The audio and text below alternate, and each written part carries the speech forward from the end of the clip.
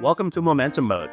In this episode, Mike and I talk with Karl Hughes. He's got a very interesting background going from chief technology officer through CEO, founding his own companies and doing acquisitions, and just a lot of learnings for leaders. However, I want to start out by thanking our sponsor, Kilpatrick, Townsend & Stockton, a law firm that both Mike and I have worked with many times, and they're there for all of your corporate needs, from early stage all the way through later stage organizations. Sometimes they're on even when you don't want them there, but trust me, you need them. Also want to thank Mike's company Improve for all of their support, and Imperium Ventures, my organization, and we're part of the Imperium Podcast Network as well. Enjoy the episode. Welcome back to Momentum Mode. I'm Mike, Corey, and we've got a fascinating guest today. He's worn a bunch of different hats for our categories. Karl Hughes. So Mike calls everyone fascinating, Karl. Sorry, but you Like you don't get to Momentum Mode if you're not fascinating. And here's Karl Hughes. So let me lay the stage, and we'll open up the story a little bit on Karl Hughes and go in a few different directions. But we've known each other for over a decade. Karl's a multi-time early stage founder, CTO. He was early old when you met. I was 12. He was 15. So early stage startup, I should say, CTO, head of engineering, including being in the trenches together back 2013 or so with Packback. But your career took this really interesting direction down an entrepreneurial route. You've now bought or started a few companies because you went into micro M&A. You own a podcast company. You've done a few different things from a content and growth standpoint. So we're going to get into a few categories, but the origin of this guy sitting here who does M&A, he's led engineering teams, is a pretty fascinating one from Tennessee. So go ahead. I was just saying, you used the term micro M&A. We got to understand what that is at some point. Yeah, we'll have to go. We're going to open that up. But first, we got to understand Karl's origin because it's fascinating. Funny. Like I said, it's part of our course. Well, yeah. Here's the thing. Like I talk about our time at Packback. This is the early days of Packback. So for those who know Packback as the multi-million-dollar company with lots of people, this was not that. This was zero. Mikey Casey and me sometime. And for anybody new, Packback is a company that Mike founded. Yes. So back in 2012. Right. Yeah. So early days, like when I joined Packback, I was living in an apartment that was a single room, about the size of the room we're recording in. I had a little bedroll that I'd roll out every night, then stuff away in the closet. I literally lived like that. I'll tell you, we had a company event at Karl's house, and he rolled up his cot in the corner of the room. It was this big, and the whole company fit. So yeah, it was the journey for me was after college, I realized that I wanted to get into entrepreneurial stuff. I didn't know what it was going to be. So I ended up getting a couple different jobs with companies as an engineer early on. But I realized one of the key things to being successful as an entrepreneur long-term is keep your baseline low. Like the lower your burn rate is, the longer you can survive on very little money. So and so at 25 to 28 years old, before I was married, before I had kids, like that burn rate was zero, man. $600 a month on that apartment. What's interesting about that is the company can run like that too. Absolutely. Not just the person, but keep going. Yeah, no, your single bedroom apartment was an upgrade from the backseat of your car. I spent about 6 months living in my car and tent camping, couch surfing, whatever. Look, again, it comes back to like, what do you really need to survive? Set your baseline really low, and then everything else just feels like gravy. And I feel like the luckiest person in the friggin' world because it's right now, it's like compared to what I had then, it's so much. Like it's all I ever could have dreamed of. So yeah, I'll take it. So what are you doing today? Okay, so when I was working with Packback and for the years around there, I was a software engineer and early stage CTO, which is essentially like a software engineer. And you're maybe an engineering manager at best, working with small teams. And then CTO, Chief Technology Officer, for those. Chief Technology Officer. Essentially, I was doing both hands-on coding and kind of hiring engineers and managing teams. And where I've always excelled is that what do you call that? That boundary line between the tech and the business in a startup. So I knew going to engineering school, that was going to be my strength. And so I just really tried to lean into that. Anyway, COVID happened. The startup I was working for, just after working with you guys, just really was a bad timing. Like they needed to raise money that summer. They were selling to schools. All the schools that they were selling to just shut down their budgets because they didn't know what the hell they were going to do the next year. Right. Nobody's putting out capital because like, well, let's give it a few months, see how this shakes out. This is like literally the heat of COVID. Okay. So I went down to halftime along with the rest of the engineers to like, let's just keep the burn low. And I was like, I got to do something. And so I started a company. It was really just me in the early days, as they are, technical writing for companies that sell things to software developers. So for those of you in the like software development space, you've heard of companies like DigitalOcean or Cloudflare, even AWS, Amazon Web Services. All these companies sell software products to software developers. They need actual developers to write content to market, right? They need authors. Yeah. So I just was like, hey, I've been a CTO, I've pitched products before. I'm great. I like writing. So I'll write about the line from the business side. Exactly. So I also know the business side, so I can learn to do sales. Now, sales is hard to learn, but that was kind of my journey into starting the first agency, and it just grew really quickly. Yeah. And sometimes I think startups get made in an intentional way where you purposely build towards a really big vision. Other times, in my case, it was I accidentally stumbled into a company that just sucked me down this path of being a founder and hiring people and getting bigger, and that's where it went. Okay, so let me give you a thought that hit my mind. ChatGPT comes out. My friend Karl has a technical writing company. I go, oh crap, Karl's about to go bankrupt. Yeah. Didn't happen though. You continued to grow. So how did draft.dev thrive through generative AI coming out? Or the beginning of it, at least. Yeah. I mean, that's still an open question, honestly. We're recording this in May of 2025, and it's who the hell knows where this is. And so I think everybody in the content world is paying attention. We've got a finger on the pulse there. But for me, what we've really focused on is going from very tactical writing content as a commodity up to very strategic way, helping people understand what's the pathway to get developers reading content, interacting with your product, and then actually buying things. So we've kind of gone up market and also up the stack as far as working bigger marketing initiatives.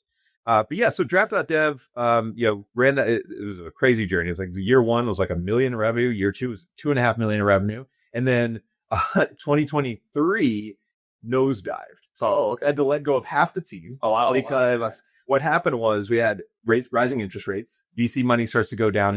Cash is not flowing freely. Plus the first versions of probably GPT-3 or so get released, and people are like, well, we don't even know what's going to happen with content. So everybody starts pulling back on marketing. Well, and the VC point impacted your clients, not you. Yes, you were bootstrapped. Yeah. So most of our clients were VC funded. We were bootstrapped, right? So, but we're not instantly. So bootstrap, for those that don't know, means funding yourself, not taking outside money, so making it lean. Yes. You're talking about VC venture capital money, taking outside investment, but with that comes a lot of expectations of an exit and making a big return. So that's the balance as a founder. Absolutely. Yeah. And so for us, we were a service business, and we didn't need to take money, and we were cash flow positive. So people pay us and then we do the work for them. Right. So it never wasn't really an option or an interesting opportunity for us in VC. But again, all of our clients being VC backed startups, we get, sort of hit when that market gets hit. So it's 2023 was a crazy year. I closed on buying second business because I was, didn't have enough to do with the first, I guess. And then simultaneously, I had to go through the process of letting go about half my team at draft.dev, figuring out how to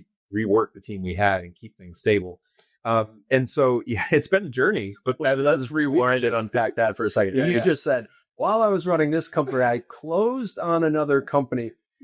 Nobody's doing that. Well, so let me ask let's ask a couple questions about that. So you're running a company. You decided this company is going to have an end, or? All right. So here's what happened. I was running draft.dev. One of my key KPIs to myself was I want to be able to take a month off and have this company run without me, without touching a meeting, without being in a call, without doing a thing. So key performance indicator, measurement of success. My whole bit, because most service businesses really struggle to extract a founder. And I believe that if you can build a service business that cash flows and the founder is extracted, it's an extremely valuable asset, because that's just cash flow and keep pushing into other stuff. Okay. So you're out of business. You're looking at it saying we all services works pretty well. Yeah. I'm going to try and make the team run itself. How big a team was it? Yeah, about 10 people full time and about a couple dozen contractors. Okay, so I'm going to try and pull myself out of this, but I'm bored, so I'm going to go buy another company. Yeah, that's right, because I realized I'm not going to sit on a beach. I mean, you guys know, you're not the type of people sitting on the beaches no matter how much money you have. It's just not going to But did you take the month off? So I did take a whole month off when my second kid was born. Yeah, all right. Didn't check in anything. First one, screw it, I kept working. Second, the first one, the company was too young. He wasn't ready. Second one, took the whole month off, played with him a lot, played a lot of video games, did nothing. It was okay. But that's as much as I wanted to take off. Right. So anyway, I got this vision that a lot of these really small service businesses, these, let's call them $1 to $5 million service businesses, they, if they're productized well and run well, I believe they can run without the founder needing to be day-to-day involved. You can just be a strategic hand, keeping an eye on the big picture. But most founders get too sucked into the day-to-day. So the opportunity I saw, it's easy to do, because a lot of times they're bakers, right? They're the bakers baking pies every day. And they get really good at baking pies, and they make more and more pies. And they realize, I just built this huge pie machine. Because when they were employee one, they were the only baker. They were the only baker. So that's the only way that's their strength. They're good at that, right?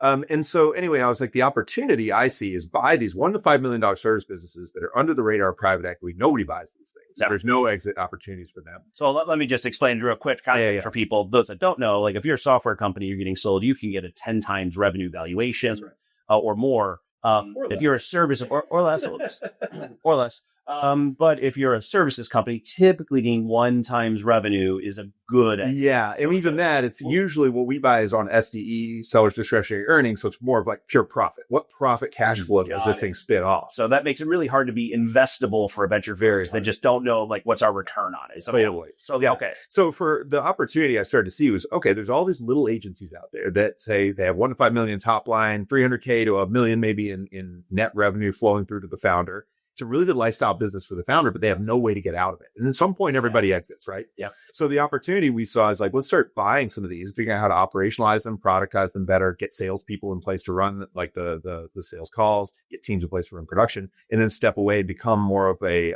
shared service model for that, or provide shared services to each of these companies. What's an example of the type of this? So, for example, we bought then in 2022 to 3 when it closed, a podcast production company that produces podcasts for financial advisors. Very specific niche. Yeah. That's what makes it repeatable versus, again, most agencies that don't generic. Yeah, too generic. We market everything to everybody, and that's impossible to operationalize.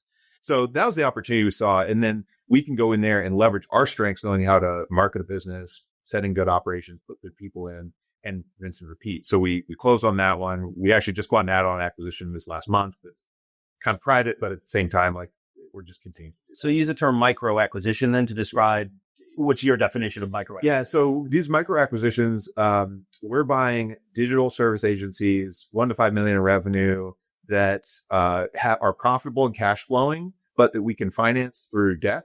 And so the way it works, I mean, really high head. You guys heard of search fund? Yeah. That? Okay. Yeah. So it's a really similar model. Yeah, explain what it is. Listen is going to know. So I got into this through, I met some people at Northwestern who were in the MBA program. They're doing these search funds. It's like, basically you come out of your MBA program, you raise some money from investors, you put in maybe some of your own cash and a personal guarantee. Typically they want you to. Yeah, typically they want you to. And then you're going to buy a small business. They buy a little bigger than us, but it's the same basic idea. And you buy a cash flow business so that the cash flow from the business pays off the loan. So again, I don't want to get into math on the show. That's really boring. But essentially the way it works is you buy a business for 2 to 3 times earnings, and then you use about half of those earnings to pay off the loan. The other half is profit that running with founders. Yep. And you can always pay off the loan early, or you can grow it organically and hopefully pay off the loan early. So that's what we're doing now. So that was, kind of a known strategy, search fund or entrepreneurship by acquisition. I think that was another phrase. Now the search aspect of it, you were not in the business of producing podcasts. You were not in the market of financial advisors. So how do you go from this whole ocean of where you can take your focus to selecting a niche? Yeah, that's funny. I remember my partner and I going, what do we think there's going to be more of in 10 years than there is today? That was the simple thesis. Let's start with something. Right. And so we said, podcasts. I think more businesses will do a podcast in 10 years than they are. They're so easy to launch now. So look at this start. How long do you think you guys' body can do this? Honest. But you guys do it well. It's such wonderful. Yes. Right. No, I think it really is like what's interesting about it in the world of AI is they're very personal. It's a personal medium. You're in people's ears and ideally eyes too. And that's so unique. You don't get that with written content anymore. So I think I love it for that standpoint. It's very hard to replicate through AI. It's not something that's going to go away. So I think as businesses move towards this more personal connection, a podcast is a great way to do it. So you go from what are there going to be more of? More podcasts. Yeah. There's 100 types of podcasts. It's financial advisors. So yeah. I mean, that was more of like, there's a couple hundred podcast production companies in the US that we can afford and finance.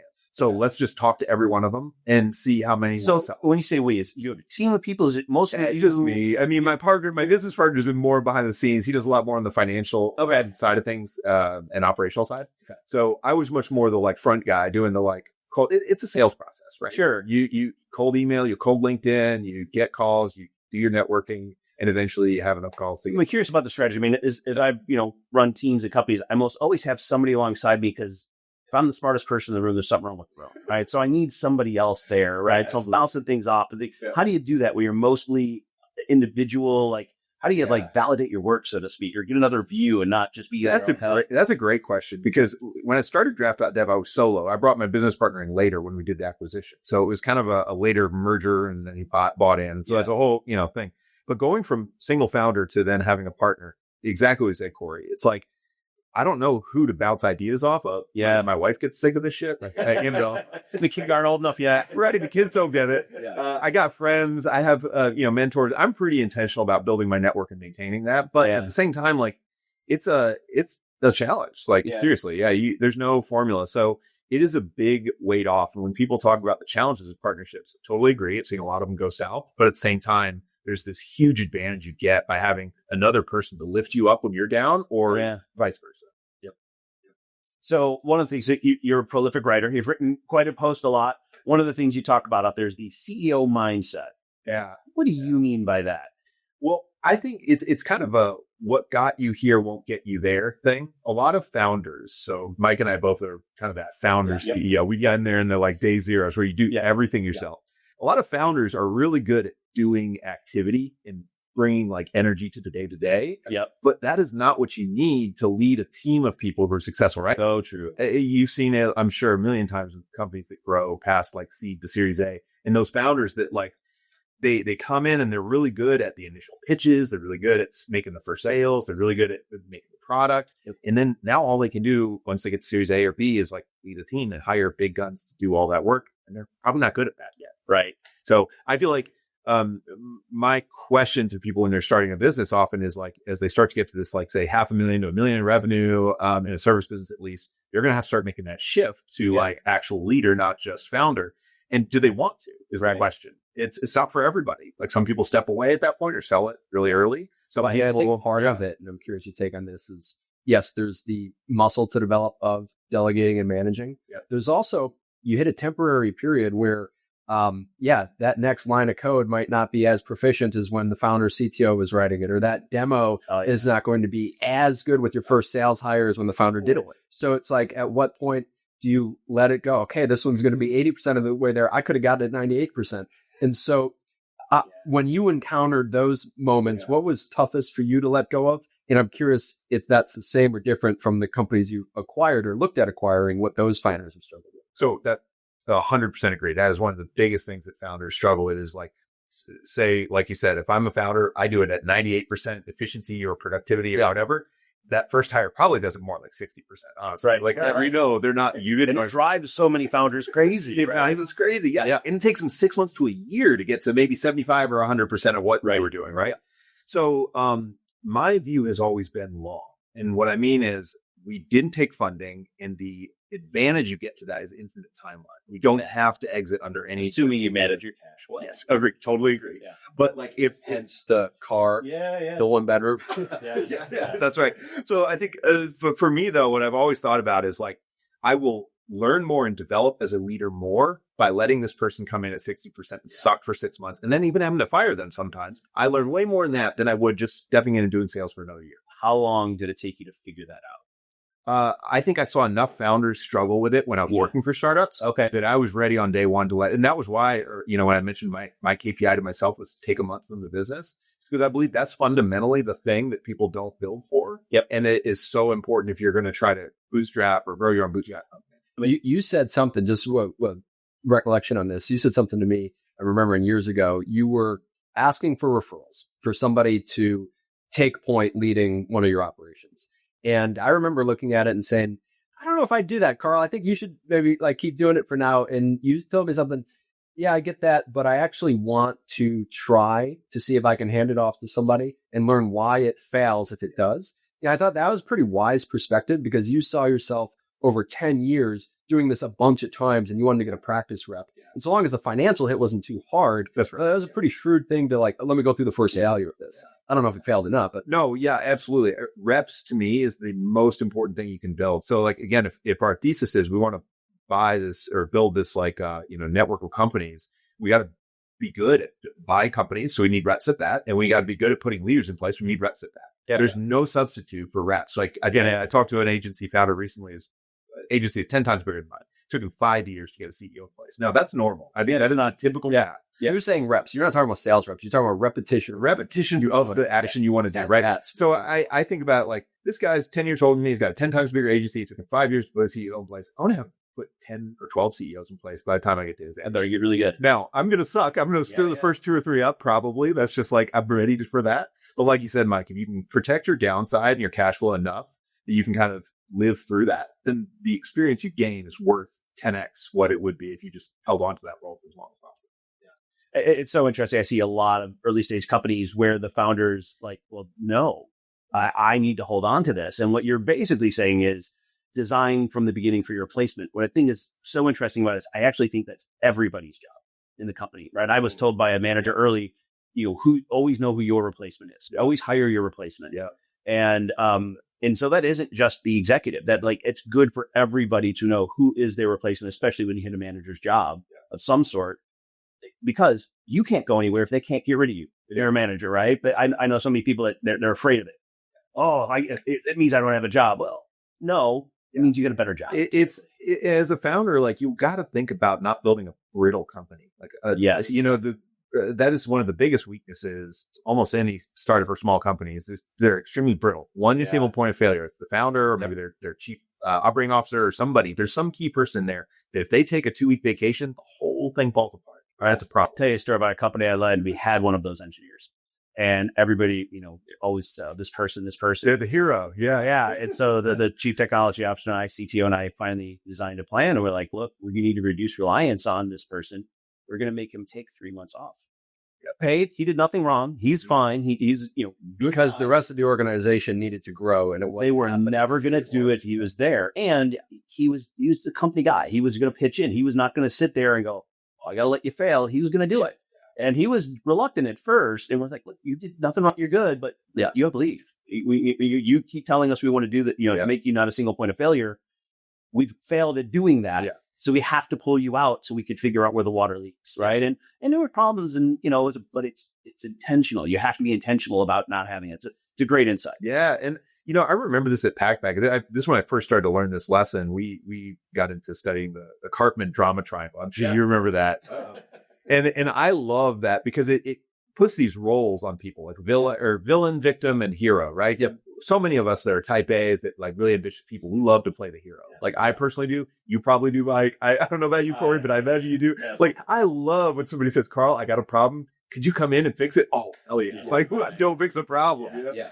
But it is so dangerous and counterproductive to the long term of like making the resilient organization that we want to have for 10, 20 years and to making the whole team get better. Yeah. And so, you can almost think of it like here's this interesting counterintuitive challenge for any A+ type talent, whether it's the founder or individual, of are you in solving certain problems and doing the thing till 2 a.m, inadvertently creating a crutch that the company relies on. And the company can't run the marathon with a crutch. Yeah. So at some point, it's going to have to learn how to not have it. Yeah. And they're always heroes. We had cases of this where it's like, shout out to Ein. Ein would work harder than anybody. Eric Tendian. Yep. And you're so grateful for it. And as a founder, you start to like lean, Ein's just going to solve that. And it's like, hold on, no, I need to be a little wiser to that. Yeah. Because one, it's not fair to Ein. Yeah.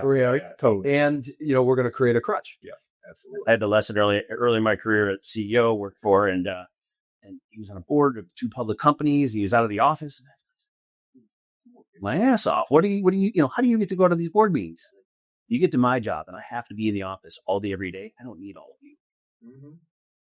Oh, yeah. And I've kind of lived that. I'm thinking about that as like, if I need to know everyone's job, because I was always saying, know everything about everything, know everybody's job, do that. Like, if I have to, we've got a problem. So what did you learn about hiring those first people that you were going to take the chances with in roles? Yeah. So I developed the hiring process. Again, this is where it's really good to be an early employee at small companies. Like I always pitch this as like, you're ever thinking about starting your own business, go be the first or second employee somewhere who I to learn right beside the founders. So even back to Packback days, we started to build out some hiring processes and best practices that I've continued to carry on. Yep. I remember, for me, the biggest things are build a big enough pipeline that you have options. You can't just like have one candidate. That's usually the biggest mistake people make. And then the next is have a really well-defined process, or how are we going to actually test them in this role to some extent. So what we do now is we either have somebody work as some kind of like manager before we can consider them to a CEO role, or we have them come in as an outside consultant. So this last quarter, we ran, an outside consultant. We brought her in for a quarter to work on some projects see how it was like, what it was like working with her. Do we want to continue working with her and like give her a really big role, like maybe, or is it somebody that's not really our fit, you know? Yeah. So finding some way to test people is huge to me. And that's just, nothing tells you what a person works like other than working with them. And I think we're in a fortunate period in hiring where a lot of roles, you can hire fractional versions of them to start and up them over time. Yeah. And with the global talent pool available to us, like, why not? How many people are you hiring now for the company? I mean, is it like you bring a company and you're going to hire 2 or 3, or you run it for a little bit and you hire one? Like, how do you know when to introduce people? So like in the case of, when we bought the podcast consultant 2 years ago, the first goal was I'll take over sales because the founder was doing all the sales. And then we will get as much of the production work done by the team that's there as we can. So we started to like up level and kind of lift up some of the people that were there. And it's really funny that I just talked to the team and kind of our 2-year anniversary, was doing some little one-on-ones, and everybody's like, Karl, since you guys came in, like, this is so much more fun. I get to be in charge of this, and this, you know, exactly. The best people love autonomy, right? Like, I just think about, what do I love? Like, I don't want a boss who micromanages me. Like, I quit. Like, and I get burned out. So the best people love autonomy, and they love to be elevated and given a challenge that they're allowed to fail in. The key that we find is like, make sure they know they can make mistakes and have a good environment of trust where like they don't feel like, ooh, I made a mistake, I got to sweep it under the rug, or I got to like, you know, make sure Karl doesn't find out. Like, have them raise their hand, and I say, hey, no big deal. We all make mistakes. You learn from it. Great lesson. Let's move on. Yeah. Like, so give them guardrails so they don't break the company, but like make sure they're getting chances to fail. Yeah. What falls into your theme of repetitions are everything, just the motions of getting better at something. Yeah. And so now obviously, you may not be able to afford 20 repetitions, right? So how do you know when to assess whether this is working or not? With the hire or with like if you've handed off an operation, let's say to a general manager, CEO, whatever you're calling it. How do you know when it's time? How do you call it? I don't know. I don't have enough reps yet. Okay. I think it's one note on my observation is, and you never let somebody go too soon. Yeah. If you start to see signs, they're probably there. And you might make a mistake, but usually it's better to make the change than to wait it out because there's more damage done. Oh, absolutely. Yeah, I think that's just true in general, firing and hiring. I know, but they say hire fast and fire faster. Let's be clear. We all hate letting someone go, firing, and I love we have so many different ways to say it. We all hate firings. But it's probably, many times it's better for them. They're usually not in the right spot because most people will succeed. You just got to be in the right place. Yeah, it's like everybody gets to the next repetition. That's right. Yeah, so much of that is like, right person, right place, right time. And they don't all match up all the time. Yeah. All right, a lot of ways. We've got maybe 5. So one other question. So you talk about keeping a big network, finding people. How do you maintain your network? Yeah, so ever since PackBack, I've been really intentional about this. I think part of this was inspired by Mike. I'm not going to give you, I don't know how much credit to give him. I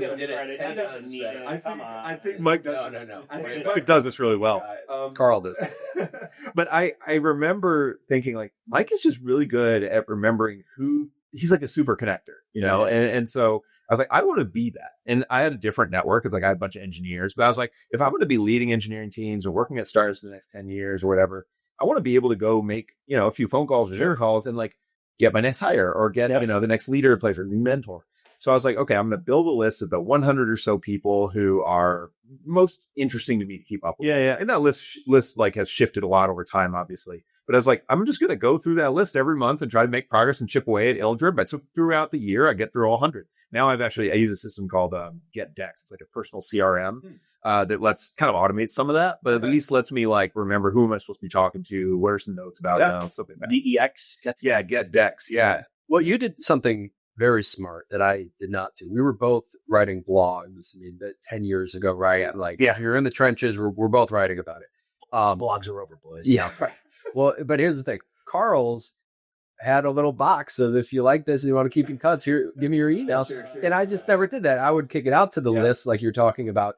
And I forget what the number was, but over this 10-year, while we, you probably put out more content than me, but we both did it. You compiled a network and a list of, maybe strangers too. That what was the number on that? It's a few thousand right now. I don't know. It's a few thousand that you just did one little thing different. You had better articles too. But no, that was pretty wise. It's not great. All I say with content, it's less quality and more consistency over time. Yeah. It's not about the one article that was the super article that got you a million. Yeah. That doesn't happen. I mean, occasionally that happens, Yep. but it's usually a result of volume over time that leads to that big article that takes off. Yeah. So I've been writing monthly, at least on my personal blog about what I'm doing and thinking about and learning, for at least 10 years, maybe 15 now. Okay. And I've always had the email subscribe. So I get thousands of subscribers, I get hundreds of thousands of page views, all sorts of random opportunities come out of that. I've sold blog posts to companies for thousands of dollars. I had a little micro company I did a few years ago, 10 years ago or so, that I sold through that. I've found tons of people who've, been now inbound acquisition targets. Yeah. So I always say, like, don't look at the results of one blog post, two blog posts, three blog posts. Just like do something you want to do consistently for 10 years. Yeah. Tell me what happened. It's going to work. Well, and the other key in there is your network is one of your biggest assets. Yeah. Manage it, harvest it. Don't just throw a bunch of names in LinkedIn and go, oh, who's out there? Oh, totally. Yeah. And keeping in touch with people you don't need them, right? So it's hard to do, but it's like the key. It's shocking. I'll send someone I used to work with a note, hey, just checking it. The response, you're like, wow, it's so nice of you, right? So people shouldn't be afraid to do that. Oh, yeah. We all love to. Yeah. Well, Karl, thank you so much. I really appreciate your time. Yeah, it's coming.